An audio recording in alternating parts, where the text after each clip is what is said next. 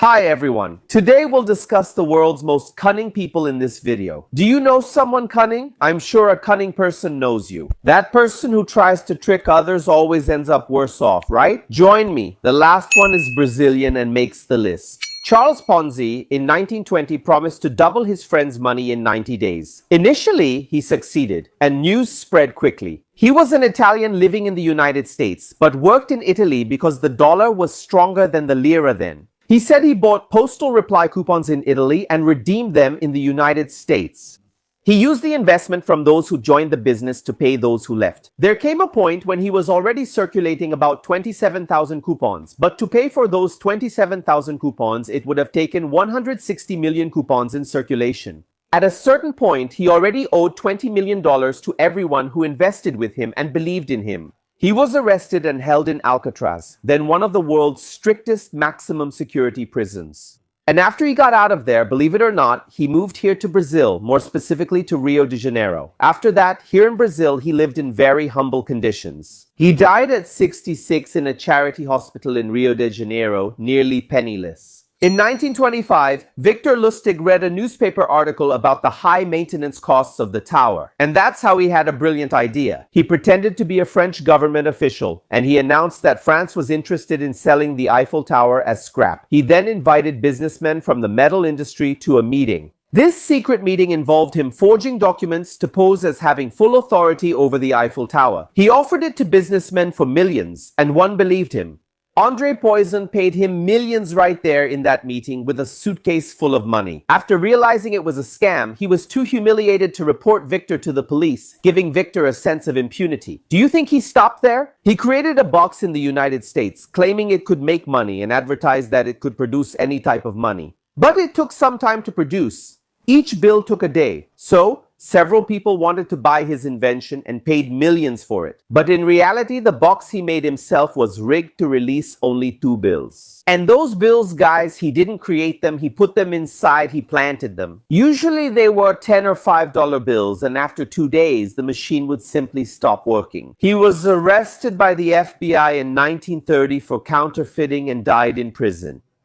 Marcelo Nascimento Rocha, known as Marcelo, very important person, was born in Maringá in Paraná. When he was a teenager, he lost the father who took care of him, so he started traveling. He traveled by bus across Brazil without a penny, and what he did was, he would get on the bus and claim that he was the son of the owner of the bus company. Many people allowed him to travel, but others didn't fall for his story. At 16, he began frequenting civil police stations in Paraná, which taught him a lot about the profession. He later broadened his repertoire by posing as a police officer in various places in Brazil, claiming to be primarily from the Tigre group. It's a tactical operations battalion of the Paraná police, which protects its members under anonymity. When the members are on duty, they wear hoods so no one knows who they are. Somehow, Marcelo infiltrated the police and became an officer. He stayed at the station, rode in patrol cars, and conducted stops. He even arrested people but was eventually exposed by a real police officer. At 18, he joined the army, but it didn't go well. He avoided training by running small scams on fellow soldiers. He even sold a bicycle that was with him, which belonged to the armed forces of Paraná. After that, he left Paraná and started traveling to different places in Brazil.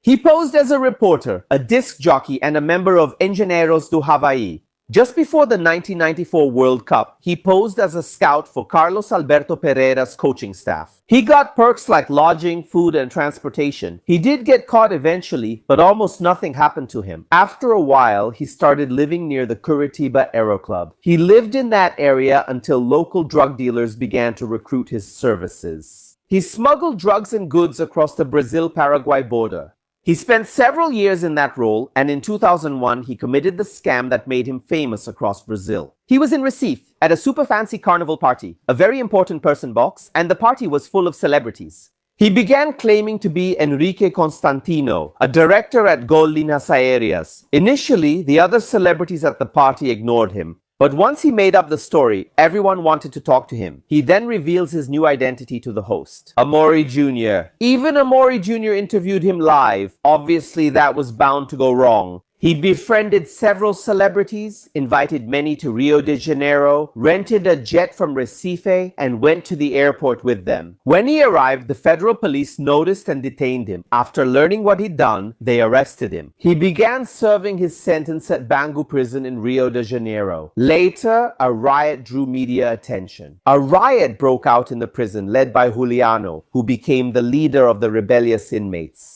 And when the media went to check, it turned out it was Marcelo, very important person. Yes, Marcelo was running everything inside the prison. That's right. He and the other inmates eventually escaped from Bangu and their plan succeeded. Marcelo, very important person, was later caught in Paraná. In 2005, they published VIPs, True Stories of a Liar. The author, who is the journalist Mariana Caltabiano, went to the prison to get information from him for her book. And there, in that conversation, he used several tricks with her and negotiated 50% of the book's profits. She then asked him, "How do you manage to fool people?" And he answered, "The same way I convinced you today." Of the 50% of the profits, in 2014, he was released from prison. And he started giving lectures to ex-inmates who are trying to reintegrate into society. He also began consulting for companies on persuasion techniques and how to defend against scams. In 2018, it was found that he was released from prison in 2014 by faking his parole with false certificates. Based on my research, he's already free again. That was today's video. I hope you enjoyed it. I'll be making more videos like this, and I hope you'll keep watching.